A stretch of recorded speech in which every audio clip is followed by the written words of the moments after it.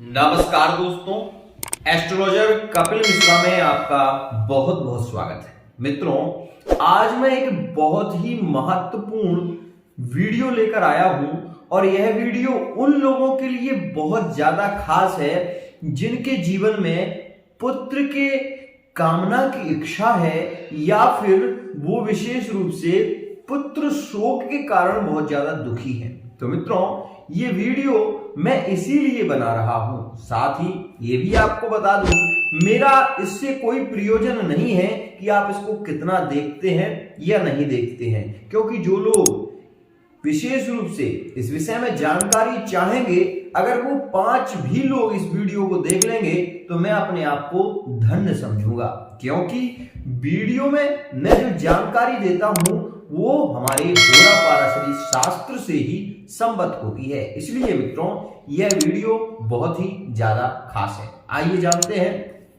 हर व्यक्ति के जीवन में एक ना एक दिन पुत्र की कामना उत्पन्न तो होती ही है। साथ ही हर व्यक्ति ये चाहता है कि जीवन में उसके एक संतान कम से कम हो जो उसका वंश बढ़ा सके। मित्रों, वंश की वृद्धि के लिए पुत्र का होना बहुत जरूरी होता है, लेकिन आपने कई बार ऐसा देखा होगा कि मासिक धर्म के दौरान माताओं को बहुत ज्यादा समस्या देखने को मिलती है। साथ ही यहां पर एक स्थिति और भी खास होती है कि मित्रों, पुत्र की प्राप्ति के योग के लिए जो लोग बहुत ज्यादा प्रयत्न करते हैं और पुत्र गर्भ में आता है या पुत्री गर्भ में आती है, तो वो पुत्र गर्भ के 7वें या 8वें महीने में ही नष्ट हो जाता है।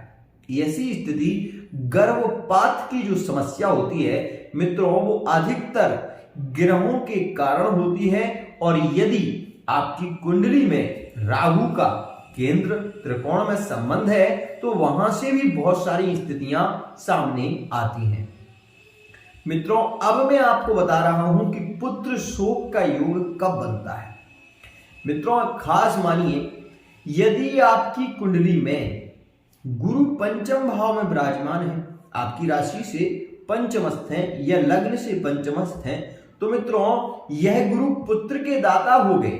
यहां पर गुरु पुत्र को देंगे अगर लग्न में होंगे, और अगर पंचम में होंगे तो पुत्री का जन्म निश्चित है। लेकिन मित्रों, आपको ये पता है कि यहां पर ही एक और खास स्थिति होती है। क्या कि अगर आपकी कुंडली में मंगल एकादश भाव में विराजमान है, तो मित्रों सबसे पहले स्थिति क्या होगी कि मंगल की जो दृष्टि होगी, मंगल की जो सप्तम दृष्टि होगी मित्रों, वो पंचम भाव पर होगी। और मंगल जब पंचम भाव पर दृष्टि देंगे तो भले ही वहां पर गुरु विराजमान हो, मित्रों वो गुरु पर जैसे ही दृष्टि देंगे गुरु की शक्ति क्षीण होगी और मित्रों यहां पर पुत्र की मृत्यु का योग बन जाएगा। मतलब गर्भपात का जो योग बनता है वो इन ग्रहों के कारण होता है। वैसे मंगल भी पुत्र का कारक ग्रह है और गुरु भी पुत्र का कारक ग्रह है, लेकिन यहां पर मंगल की दृष्टि गुरु पर होती है तब ऐसी स्थिति होती है। गुरु की दृष्टि अगर मंगल पे हो तो ऐसी स्थिति नहीं होती। लेकिन मित्रों, एक बात और मैं बता दूं आपको कि मंगल, मान लीजिए आपकी कुंडली में मंगल बैठा हुआ है कर्म भाव में, दसम भाव में, आपकी राशि कोई भी हो सकती है। अब यहां से मित्रों मंगल की जो दृष्टि होगी वो सप्तम दृष्टि होगी मंगल की। यहां से जो सप्तम दृष्टि मंगल अपनी देंगे वो चतुर्थ भाव पर देंगे, और अष्टम दृष्टि जो देंगे मित्रों वो देंगे आपके पंचम भाव पर। अष्टम दृष्टि मंगल की हमेशा हानिकारक होती है, इस बात को समझिए। मंगल जैसे ही अष्टम दृष्टि देंगे, भले ही वहां पर गुरु की दृष्टि पड़ रही हो, लेकिन मंगल वहां पर गर्भपात का योग बना देंगे। दूसरी स्थिति मित्रों और भी खास है। क्या कि अगर राहु ग्रह गुरु के साथ में है और गुरु चांडाल दोष में है, तो मित्रों ये समझ लीजिए कि अगर राहु का गुण ज्यादा हुआ, अंशों से राहु बलवान हुआ, तो वो आपको संतान होने ही नहीं देगा। यहां पर ये स्थिति। साथ ही मित्रों, अगर गुरु चांडाल दोष एकादश भाव में, सप्तम भाव में, पंचम भाव या लग्न में हुआ, तो मित्रों आपका विवाहित जीवन टूट जाएगा और आप मानसिक रूप से बहुत ज्यादा मानसिक तनाव में रहेंगे। आप अपने पति को लेकर तनाव में रहेंगे, आप अपने परिवार को लेकर बहुत ज्यादा शोकातुर हो जाएंगे। यहां पर एक और खास स्थिति है, अगर शनि की दृष्टि गुरु पर होती है तो मित्रों वो निसंतान योग बना देता है। मतलब शनि की दृष्टि गुरु पर होगी और विशेष रूप से गुरु अगर लग्न में हो और शनि की दृष्टि गुरु पर हो तो मित्रों यहां पर स्थिति बिगड़ जाती है। गुरु अगर स्वराशि के हो तब तो अच्छी स्थिति है, लेकिन अगर गुरु स्वराशि के ना हो तो मित्रों शनि उन्हें पीड़ित करता है, जिसके कारण पुत्र शोक का योग बन जाता है। जातक के जीवन में कई बार ऐसी समस्याएं आती हैं कि पुत्र हुआ और कुछ समय तक वो जीवित रहा और उसके बाद पुत्र का योग खत्म हो गया और पुत्र की मृत्यु हो गई। तो मित्रों ऐसी स्थिति यदि कुंडली में बन रही है तो आप अपनी कुंडली का विश्लेषण अवश्य ही कराएं। साथ ही अगर नहीं करा सकते तो मत कराइए, लेकिन महामृत्युंजय मंत्र का जप आपको अवश्य ही करना चाहिए। यदि आपको ऐसा लगता है कि आपका पुत्र शोकातुर रहता है, बार बार बीमार हो रहा है, गंभीर स्थिति हो जाती है, बार बार चोट लग जाती है, तो मित्रों कहीं ना कहीं उसकी कुंडली में कोई बड़ा दोष तो नहीं है। इस बात को समझिए। मैं ये नहीं कहता आप मेरे वीडियो को शेयर करिए, मैं ये भी नहीं कहता कि आप मेरे वीडियो को लाइक करिए, लेकिन मैं केवल इतना कहता हूं कि आप अपनी कुंडली को देखिए, उसमें ये समझिए कि आपके पंचम भाव, नवम भाव, एकादश भाव और लग्न ये विशेष रूप से पीड़ित तो नहीं है।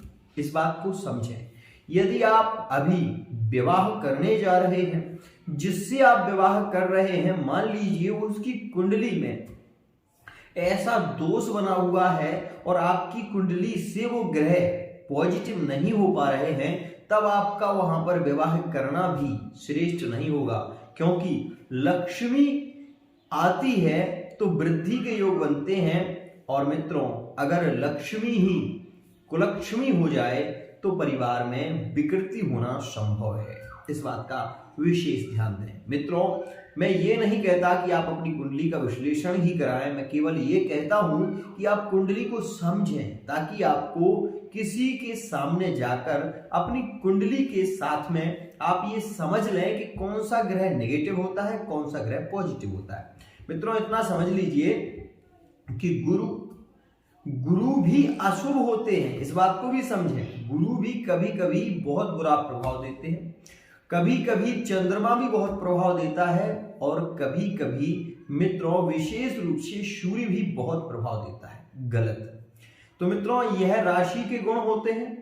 आपकी राशि कौन सी है, आपकी लग्न कौन सी है, लग्न के अनुसार लग्न आपका चेहरा होता है, लग्न आपका चित्र होता है, लग्न वो शीशा होता है जिसमें आप अपना चेहरा देखकर समझ पाते हैं कि आपके चेहरे में दाग है या आपका चेहरा बहुत ही श्रेष्ठ दिखाई दे रहा है। जब तक दर्पण में आप नहीं जाएंगे आप अपने आप को समझ नहीं पाएंगे। आज के लिए इतना ही। आशा करता हूं कि ये वीडियो आपको पसंद आए, और वीडियो यदि पसंद आए तो विशेष रूप से चैनल को सब्सक्राइब अवश्य ही करें।